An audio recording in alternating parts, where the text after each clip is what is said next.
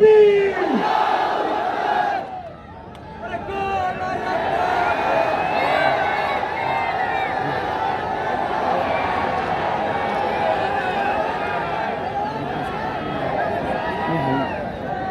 से यार भाई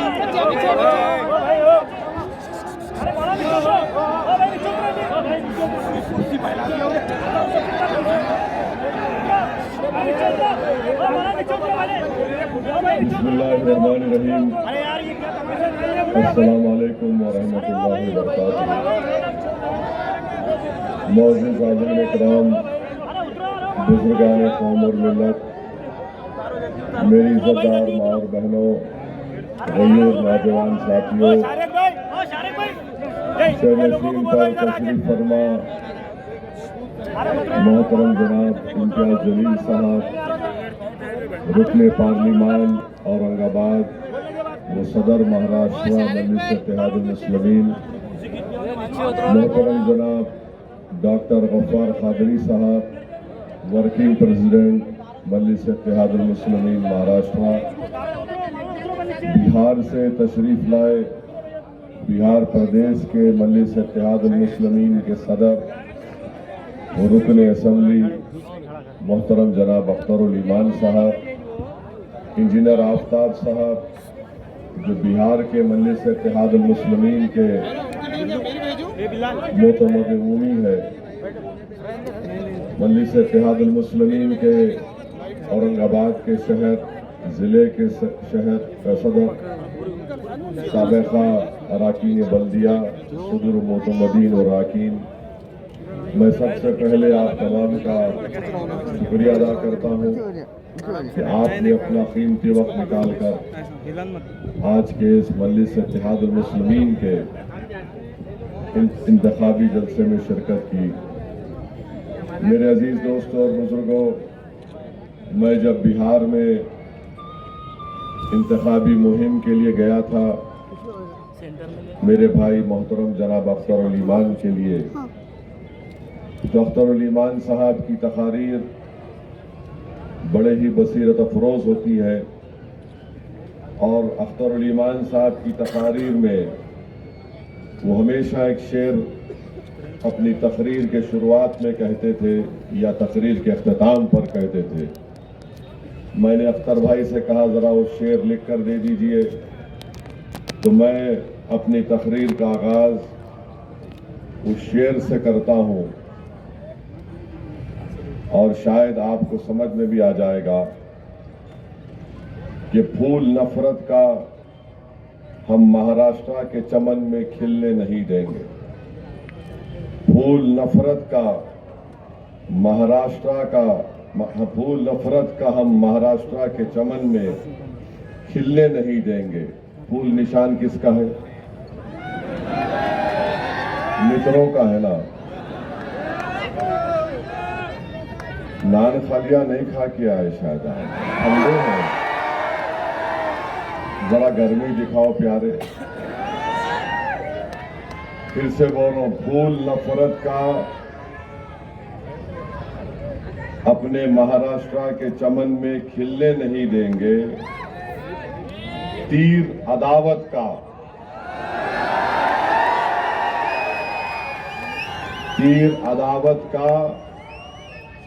और मशाल की आग का अपनी बस्तियों में चलने नहीं देंगे। औरंगाबाद के नौजवानों ने खाई है ये कसम, औरंगाबाद की माँ और बहनों ने खाई है ये कसम, दलालों को नेता कभी हम बनने नहीं देंगे।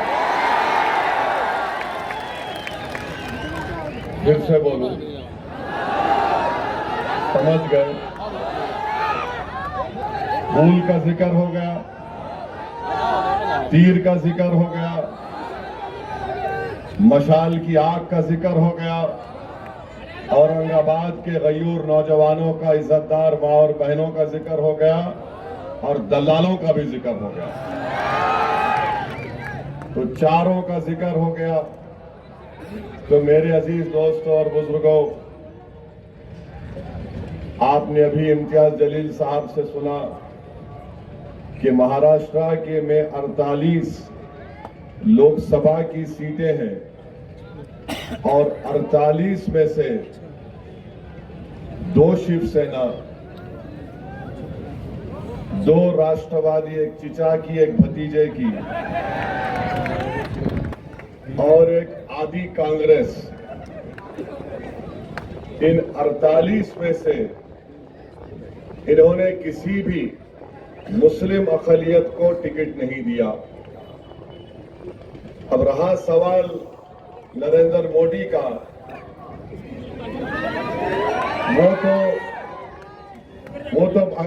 वो तो एक अजीब जबान में बात कर रहे हैं। तो 48 में से 2 राष्ट्रवादी चिचा भतीजे की,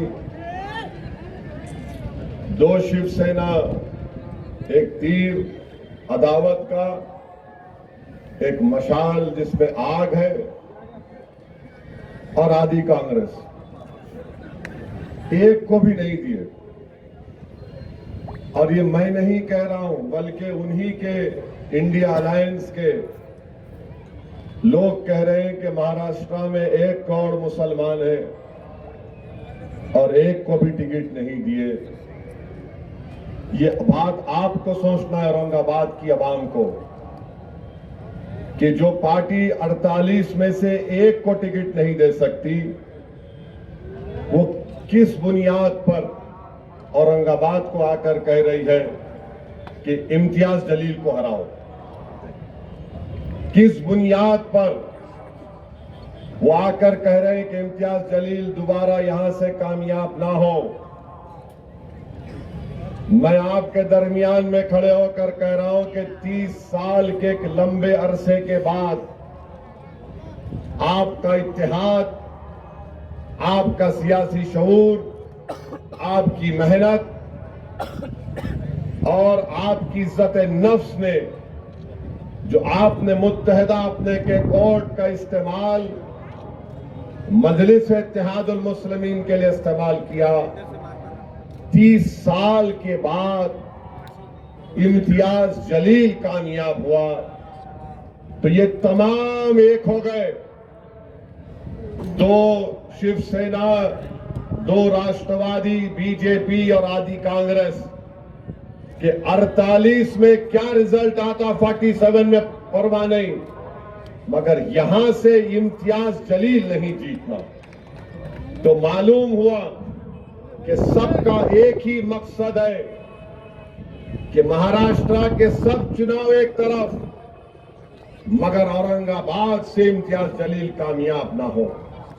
तो मेरी आपसे गुजारिश है कि जब दुश्मन और मुखालिफ ताकतें मुत्तहिद हो चुकी हैं कि आपको कामयाबी से रोका जाए। इम्तियाज जलील एक शख्सियत नहीं है, इम्तियाज जलील एक नाम है, मगर वो इम्तियाज जलील आप तमाम है।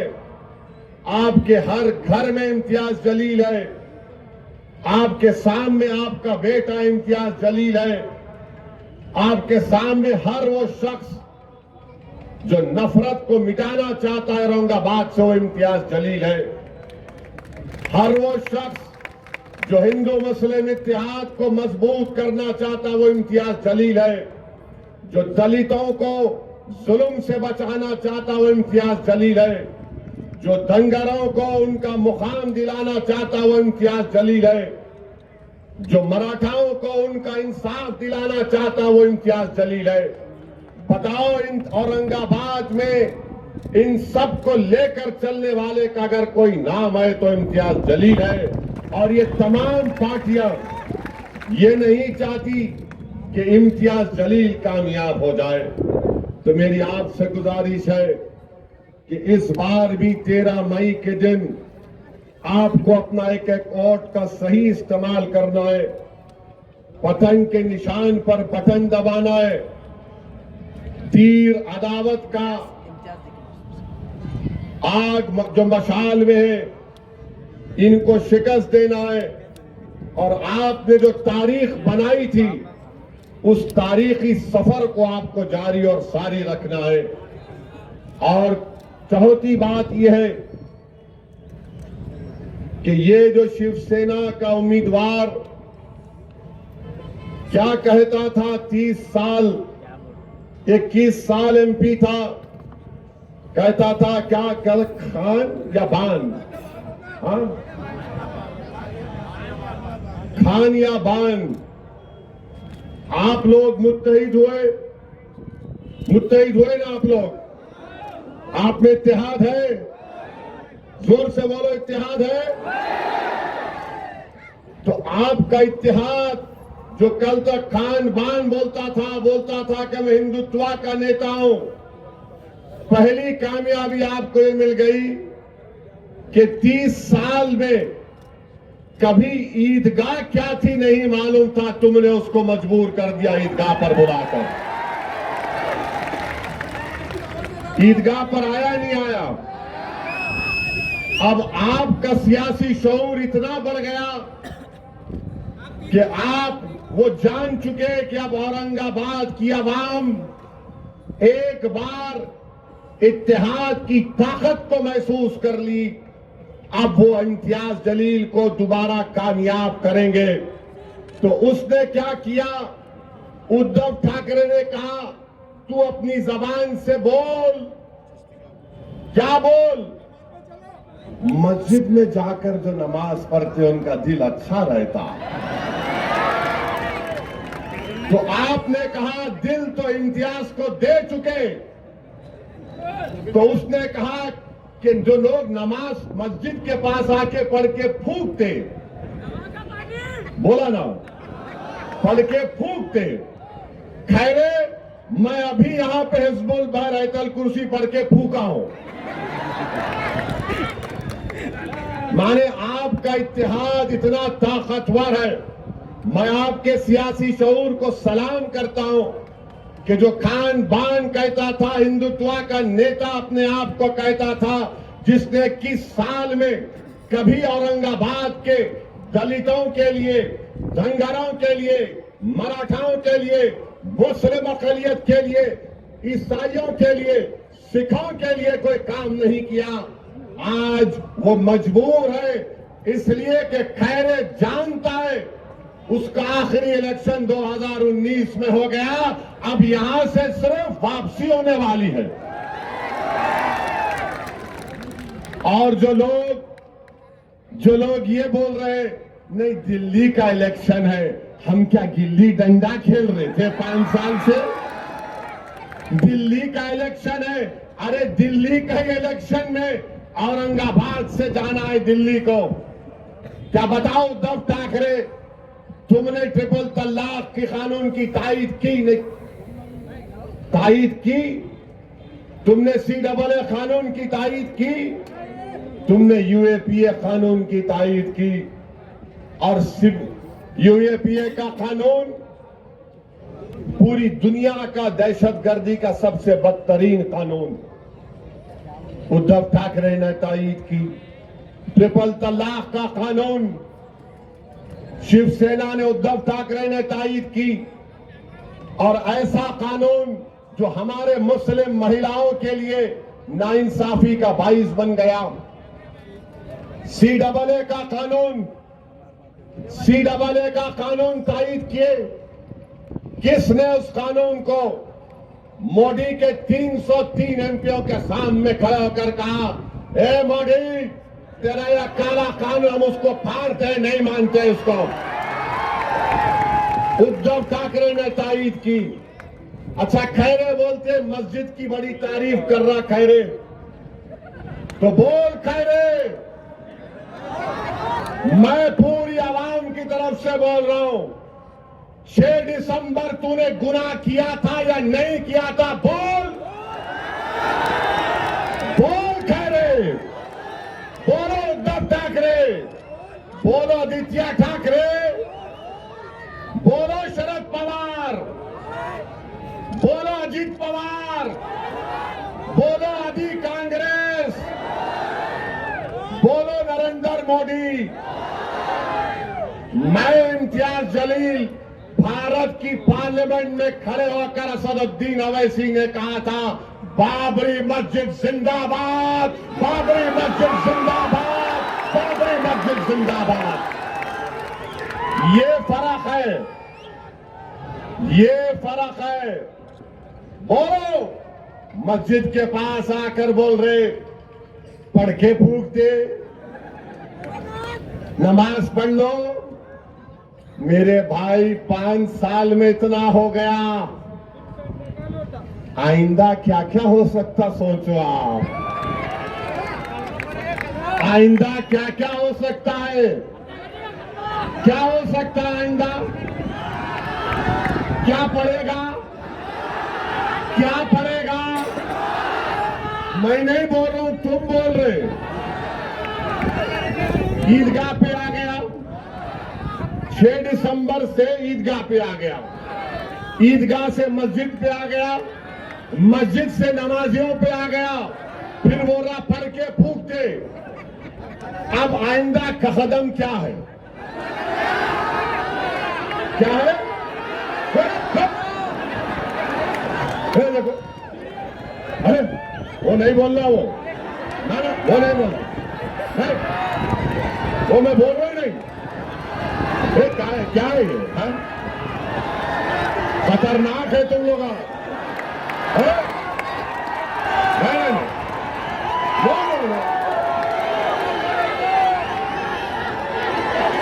नहीं,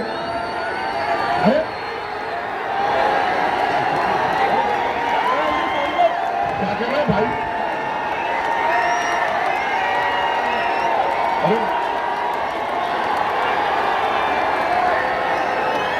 अरे तुम लोग क्या करने वाले हैं?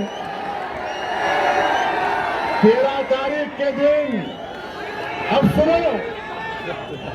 सुनो, 13 तारीख के दिन जो कटिंग करेगा उसको क्या करेंगे? जो कटिंग करना चाह रहे उनको आप जो है वोट, कटिंग से मतलब वोट, ज्यादा उसमें नहीं जाना, ना, मैं ऐसा आदमी नहीं हूं। अभी तक नान खलिया नहीं खिलाए मेरे को, खिलाने के बाद क्या हो सकता है मेरे पे नहीं मालूम सर। तो सुनिए, अभी टाइम जा, अरे ठहरो, आखिर में करेंगे पूरा ऑपरेशन। कल भी 2 जलसे है, अभी से पूरी बैटिंग कर लिए तो कैसा? तो आपको मैं बता रहा हूं कि 48 लोकसभा की सीट में से जो नए सेक्युलर बने हैं उद्धव ठाकरे, अब वो टिकट नहीं देते। मोदी तो खैर उन्होंने डिसाइड कर लिए, हमको घुसपैठी बोल दिए, और मोदी ने कह दिया कि मुस्लिम खवातीन ज्यादा बच्चे पैदा करते। मोदी ने कह दिया कि हिंदू बहनों के गले से मंगलसूत्र छीनकर मुसलमानों को दिया जाएगा। मेरे भाई एक बात समझो, जिस दिन उद्धव ठाकरे को मुख्यमंत्री बनने की कुर्सी मिल जाएगी, जिस दिन उद्धव ठाकरे को अपने बेटे की पॉलिटिकल फ्यूचर की तमानियत मिल जाएगी, उस दिन उद्धव ठाकरे सबको भूल जाएंगे, उस दिन सबको भूल जाएंगे। क्या क्या आपने नहीं लिखा अपने अखबार में कि मुस्लिम माइनॉरिटी को उनके वोट का हक छीन लेना चाहिए। आज आप आकर यहां पर ऐसे लोग भी हैं जो कह रहे हैं ऊपर देखो नीचे मत देखो, दिल्ली का इलेक्शन है। अरे बाबू, ऊपर देखे तो पता, नीचे देखे भी तो पता है इंशाअल्लाह ताला। 48 लोकसभा की सीट में आपने क्यों नहीं दिया? देना था मुंबई से, देना था नागपुर के पास से, क्यों नहीं दिया आपने? आपने इसलिए नहीं दिया क्योंकि जानते हैं कि मुस्लिम अक़लियत के पास कोई विकल्प नहीं है, वो हालत मजबूरी में वोट देंगे। मगर ये भूल गए कि ये 2024 है। अब महाराष्ट्र के दलितों के पास, महाराष्ट्र के धनगरों के पास, महाराष्ट्र के वंचित समाज के पास एक विकल्प है और वो MIM पार्टी है। अब आप ये नहीं समझ सकते कि हम जिसको चाहे खड़ा करेंगे, ये समाज इनको दे देगा। इससे आपको एक पैगाम मिलता है कि औरंगाबाद की सीट जो आपकी है, जो औरंगाबाद की आवाम की है, चाहे किसी समाज का हो, वो आपकी इज्जत को छीनना चाहते हैं। इम्तियाज जलील को हराने का मतलब यह है कि आपकी इज्जत को छीनना चाहते हैं, आपके इज्जत नफ्स को छीनना चाहते हैं, आपके इत्तेहाद को पारा पारा करना चाहते हैं। तो मेरे अजीज दोस्तों और बुजुर्गों, इन ताकतों को मौका मत दीजिए। अब वो दूसरा शिवसेना का कैंडिडेट है, क्या नाम उनका? हाँ हाँ हाँ, नाम है उनका, है नाम है, नाम है, बहुत नाम है उनका।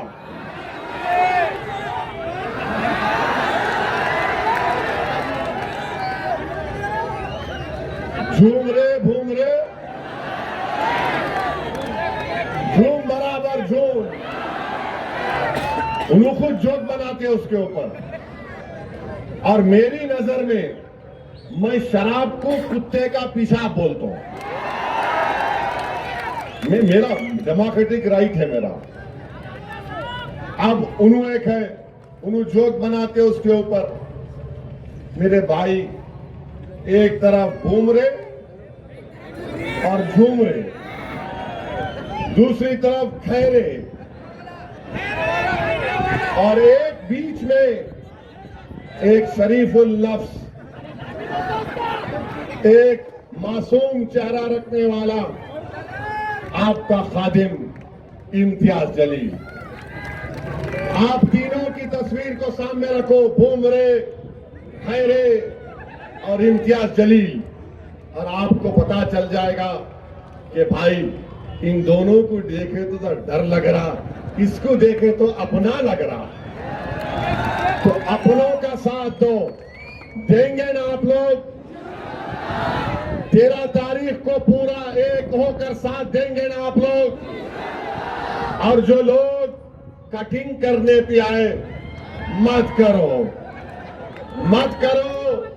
मैं तुमसे अपील कर रहा हूं, मैं तुम्हारे अच्छे के लिए बोल रहा हूं। तारीख में तुम्हारा नाम खराब हरूफ में लिखा जाएगा।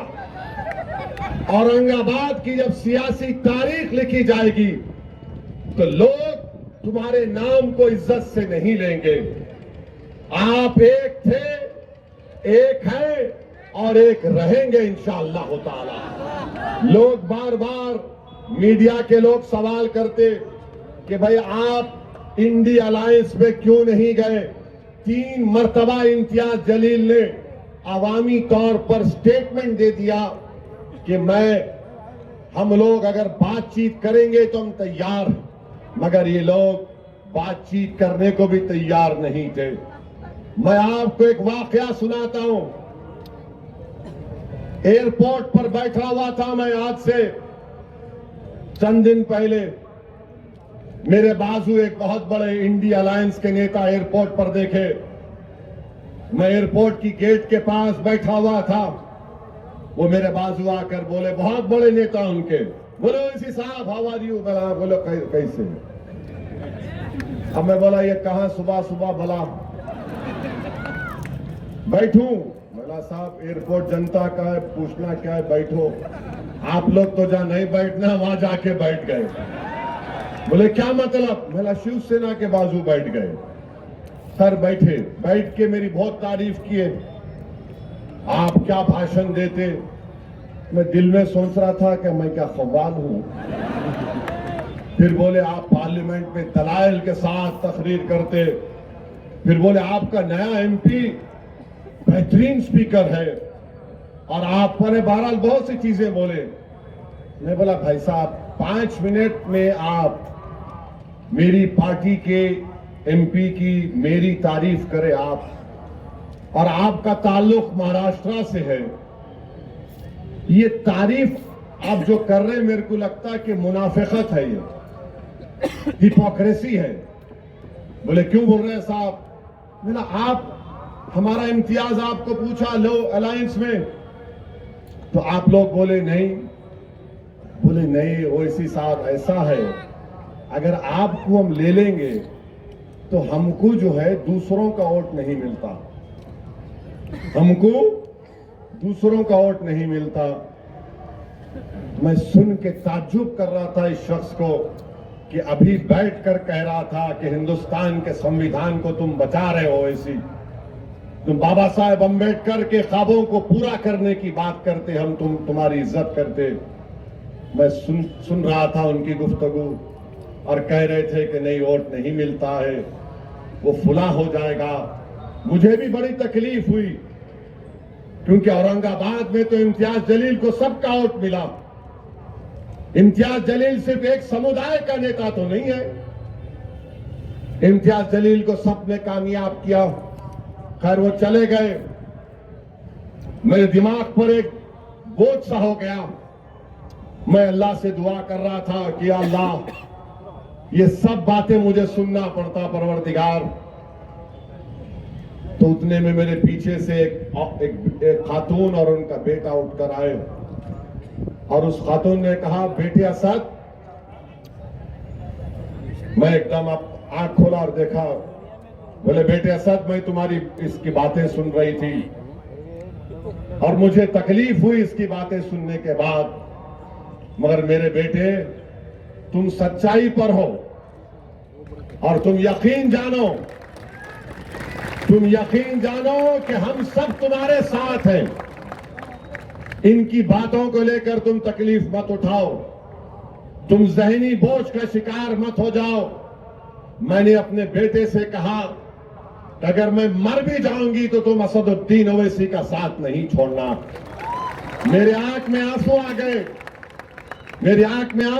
मैंने कहा कि अगर आप गैर महरम नहीं रहती तो मैं आपके पैरों को छू लेता। तो उस औरत ने कहा इधर आओ बेटे, और मेरे सर पर हाथ रखा। मेरे आंख से भी 2 कतरे आंसू के निकल गए, उस खातून की आंख से बेशुमार आंसू निकलते गए और बार बार मुझसे कहा, मैं इसकी गुफ्तगू सुन रही थी, मेरा कलेजे में दर्द हो रहा था कि मेरे बेटे को बाजू बिठाकर तारीफ भी करके आज वो कह रहे हैं कि तुमको करीब आने नहीं देंगे। मेरे भाई, जब कभी भी मैं औरंगाबाद को आता हूं और दौरे करता हूं, जिनका मेरा उनका कोई रिश्ता नहीं है, जिनको मैं पहचानता भी नहीं, और जब घरों से हमारी मां और बहनें रो रो कर कहती है, ऐसा कहती है कि तुम कामयाब हो गए, जब नौजवान कहता है कि भाई कुछ भी हो जाओ हम तुम्हारा साथ नहीं छोड़ेंगे, ज़ईफ लोग बुला बुला कर बोलते कि असदुद्दीन हस्बुनल्लाह नेमल वकील का विर्द करते रहो, तो खुदा की कसम मैं तुम्हारे दरमियान में खड़ा होकर कह रहा हूं, मुझे किसी की जरूरत नहीं है, अल्लाह और तुम लोग काफी हो, अल्लाह और तुम लोग काफी हो। ये क्या कर लूंगा इन लोगों के पास जाकर, शायद मुझे शोहरत मिल जाए या कोई मंत्री या पोस्ट मिल जाए, मुझे नहीं चाहिए। मेरे भाई, तुम्हारे दिलों में अल्लाह ने मोहब्बत पैदा की, तुम्हारे आंख में आंसू आ जाते जब मजलिस का जिक्र होता। यही सबसे बड़ी दौलत है, यही सबसे बड़ी दौलत है, यही सबसे बड़ी नेमत है अल्लाह की। मैं फिर से कह रहा हूं तुम्हारे दरमियान में, मैंने अपने घर में भी कहा कि अगर मुझे मौत आ जाए तो मुझे औरंगाबाद के किसी कब्रिस्तान में ले जाकर दफना देना। मुझे औरंगाबाद की जमीन से इतनी मोहब्बत है। मैं जज्बात में लाने को नहीं कह रहा हूं, नहीं मालूम इस जमीन में क्या चीज है कि बहुत यहां पर एक रूहानी सुकून मिलता है। अल्लाह तुम्हारे जज्बे को सलामत रखे, डरने और घबराने की जरूरत नहीं है। अल्लाह हमारे साथ है, अल्लाह हमको कामयाब और कामरान करेगा। अरे ये लाख आ जाए, कोशिश कर ले। मुझे यकीन है कि मराठा लोग जो पार्लियामेंट में देख चुके इम्तियाज जलील को, कि जिसने मराठाओं के आरक्षण की बात की, धनगर समाज के लोग ये जानते हैं कि इम्तियाज जलील ने बेलौस उनकी राय और इंसाफ की बात की। दलित समाज के लोग जानते हैं कि पीठ खंजर में इंडिया अलायंस ने घोपा, बुलाकर डाइस पर जलसा कराकर उनका हाथ छोड़ दिया, मगर हम में इत्तेहाद नहीं हुआ। मगर हमने दलित पॉलिटिकल एम्पावरमेंट के लिए, बाबा साहेब अंबेडकर के ख्वाबों को पूरा करने के लिए, और बाबा साहेब अंबेडकर का जो एहसान हम पर है, हमने वहां से अकोला में ताईद का ऐलान किया। हमने आनंदराव अंबेडकर साहब की सीट पर ताईद का ऐलान किया। कोई कुछ भी कह ले, मगर हम हमेशा से ये बात कहते आ रहे हैं कि वंचित समाज को एक होना पड़ेगा, और वंचित समाज जब एक होगी तभी हकीकी मानों में इंसाफ मिलेगा। मोदी का भाषण तो तुमने सुना होगा। कहाँ है वो लगा सकते? लगाओ जरा, लगाओ जल्दी, चाउश जल्दी लगाओ। सुनो मोदी ने क्या कहा, सुनो आप, सुनो मोदी ने क्या कहा, सुनो आप। क्योंकि जब मैं बोलना शुरू करा तो हमारे दुश्मना शुरू हो गए, इन्हों जज्बाती बात कर रहे, बहरे हैं पूरे, सुने नहीं आता सच्चाई इनको। लगा लगा। उनकी सरकार से उन्होंने कहा था, सुनो, देश की संपत्ति पर पहला अधिकार मुसलमानों का है। इसका मतलब ये संपत्ति इकट्ठी करके किसको बांटेंगे? जिनके ज्यादा बच्चे हैं उनको बांटेंगे, घुसपैठियों को बांटेंगे। क्या आपकी मेहनत की कमाई का पैसा घुसपैठियों को दिया जाएगा? ये कांग्रेस का मैनिफेस्टो कह रहा है कि वो माताओं बहनों का सोने का हिसाब करेंगे, उसकी जड़ती करेंगे, जानकारी लेंगे और फिर उस संपत्ति को बांट देंगे और उनको बांटेंगे जिनको मनमोहन सिंह जी की सरकार ने कहा था कि संपत्ति पर पहला अधिकार मुसलमानों का है। भाइयों बहनों, ये अर्बन नक्सल की सोच, मेरी माताओं बहनों, ये आपका मंगल सूत्र भी बचने नहीं देंगे, यहां तक जाएंगे तो कहने हैं। और पहले जब उनकी सरकार थी उन्होंने कहा था कि देश की अब आप अंदाजा लगाइए, मुल्क का वजीर आजम है, 133 करोड़ जनता का वजीर आजम है। सुन तो लो, वो मालूम, सुनो, तुमला डबल मीनिंग निकालते हर बात का, डरा दिए मेरे को शुरू में। ये क्या है ये? तो सुनिए, एक मुल्क का वजीर आजम भारत की अल्पसंख्यक समाज को घुसपैठी कह रहा है। आप लोग घुसपैठी है? आप लोग घुसपैठी है? हमारी मां और बहनें, आप घुसपैठी है? अब जितने घुसपैठी नहीं, हाथ उठाओ। दीवार पे बैठने वाले भी उठाओ, दीवार नहीं गिरती, मैं हूं ना। वहां छत पे खड़े रहने वाले उठाओ, डाइस पे बैठने वाले उठाओ। आप लोग घुसपैठी है? आता नीचे। हमारी मां और बहनें ज्यादा बच्चे पैदा कर रहे नहीं, झूठ है। तो ये टोटल फर्टिलिटी रेट गिरा है, मुस्लिम बहनों का, बेटियों का TFR गिरा है, मोदी झूठ बोल रहे। अब एक और सवाल पूछूंगा, हाथा उठाना। क्या आपको पसंद है कि किसी हिंदू बहन के गले से मंगलसूत्र उतार कर अपने जेब में रखना? आपको पसंद है? उधर से बोलो, आपको पसंद है? ये मोदी बोल रहे हैं। और अब सुनो, अब जरा आप सुनो, हाथों, और पे हाथों ठहरो।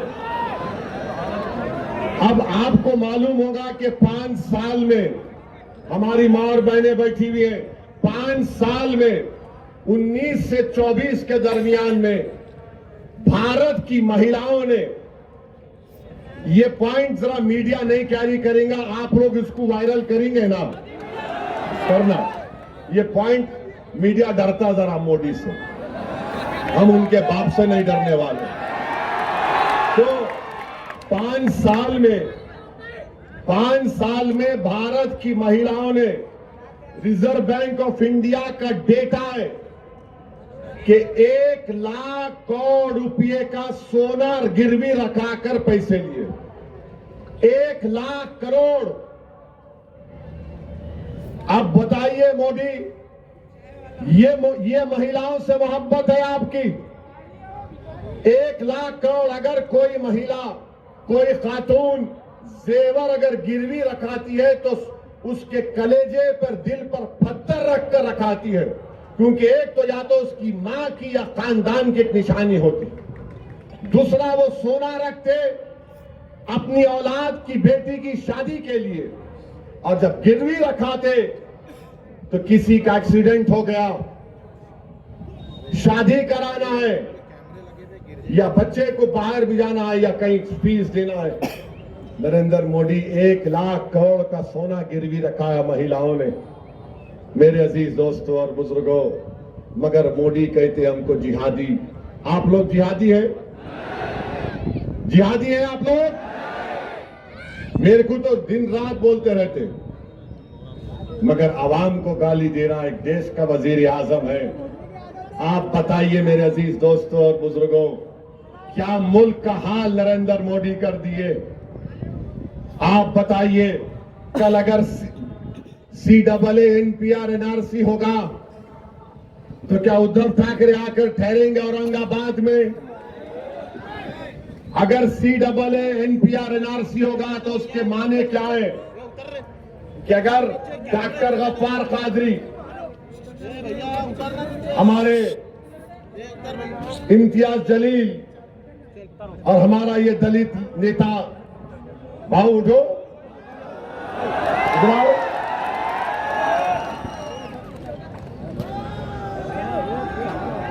बहुत अच्छा है। अगर इनका नाम, तीनों का, डॉक्टर साहब का नाम आ गया NRC के लिस्ट में, कोई भी जाकर बोलेगा इनके नाम का ऑब्जेक्शन है, इनको इनके दादा का बर्थ सर्टिफिकेट लाना पड़ेगा, डॉक्टर साहब को परभनी जाके लाना पड़ेगा, इम्तियाज साहब को कहां से लाएंगे? नहीं ला सकते। और अगर कल NPR NRC होगा औरंगाबाद की आवाम, तो क्या उद्धव ठाकरे आके खड़ेंगे? क्या ये दोनों चचा भतीजे आएंगे? कौन आएगा और कहेगा कि हम कानून को फाड़ते? किससे कागज पूछ रहा? पूछ। असदुद्दीन अवैसी, इम्तियाज जलील आएंगे। CAA NPR के खिलाफ हमने कानून को फाड़ दिया था। मेरे भाई सोचो इस बात को, आपको सोचना है। 13 तारीख को जब वोट डालने जाएंगे, मेरी इन तमाम बातों पर गौर करिए। और ये जो देशभक्ति की बात ये RSS के लोग करते हैं, ये देशभक्ति की बात ये दोनों शिवसेना वाले करते हैं। अरे बताओ, चीन 2000 स्क्वायर किलोमीटर पर कब्जा करके बैठा हुआ है, ना मोदी के मुंह से निकलता है चीन, ना RSS की जबान से निकलता है। कितने मर्तबा हमने पुकार पुकार कर कहा कि चीन कब्जा करके बैठ गया, मगर मोदी कुछ बोलते नहीं है। मगर मोदी बोलेंगे बच्चे पैदा कर रहे। अच्छा, बाय द वे, मोदी के खुद 6 भाई हैं, अमित शाह के 6 बहनें हैं, गोलवालकर के, इधर देखो, यहाँ है, कुछ भी नहीं है इधर। गोलवालकर के 11 पैदा किए उनके डैडी, मगर इल्जाम हम पे लगा रहे। तो मेरे भाई, एक शेर आपके सामने रखकर, बल्कि 2-3 शेर है। एक हैदराबाद के एक मजाहिया शायर थे, मोइन बंबू नाम था उनका। तो मोइन बम्बू बोले काम नहीं होने के क्यों करने को जा रहे चीचा, भीगी बारूद को तुम आग लगा रहे चीचा, मोटे शीशे की छड़ी आंख पे ऐनक फिर भी नजरे शीला की जवानी पे लगा रहे चीचा। ये मैं नहीं बोला, ये मोइन बम्बू बोले। हाँ एक बात अब ये सुनो, अब ये मजे का है बहुत, ये काफी हिट हो गया। ये एक हैदराबाद के दखन के एक मजाहिया शायर थे, उनका नाम क्या था, नाम है हरी सिंह। अब समझ जाना किसको बोल रहा हूं, मेरा साथ देना। अम्मा बाबा को भूल गया हो रे, सारी जनता को हौला बना रहा, हिंदू मुसलमान को लड़ा रहा, शादी करके जोरू को भगाता, एनआरसी बोल के हमको डराता, बार बार बाहर के दौरे करता, जनता के पैसे बर्बाद करता, कातिल और सानियों को छोड़ता, बेगुनाहों को कैद करता, मंगलसूत्रों की झूठी अफवाह उड़ाता, गरीब लोगों को मजाक उड़ाता, लोगों को तकलीफ देके खुश होता, चौकीदार बन के उछल रहा, अपनी औकात भूल गया। अब आप 13 तारीख को मेरे को आके नहीं बोलना पड़ेगा, अरे हो रे कहाँ है रे। तो आप लोग सब 13 तारीख को औरंगाबाद की फिजाओं में क्या नजर आएगा, औरंगाबाद की फिजाओं में क्या नजर आएगा, औरंगाबाद की फिजाओं में क्या नजर आएगा, कौन जीतेगा, जीतने वाले का नाम क्या होगा, जोर से बोलो, जोर से बोलो, औरंगाबाद जिंदाबाद, औरंगाबाद जिंदाबाद। अब आप डाल के खींचना, कैसा खींचेंगे,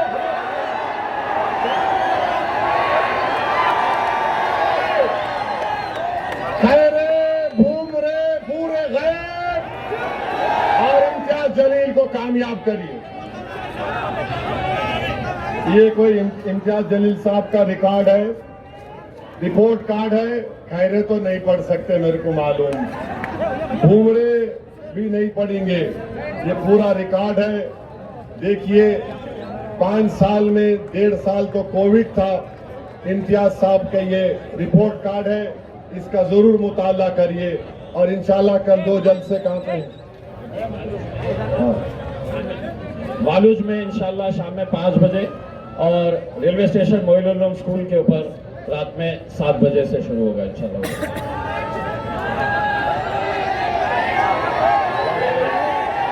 ठीक है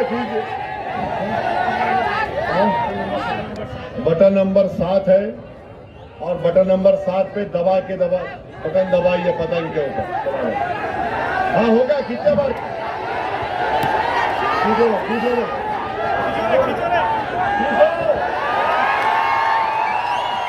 मैं इधर से खैरे को खींच रहा हूं, उधर से घूमरे को खींच रहा हूं, अभी मोदी को भी खींच रही हूं।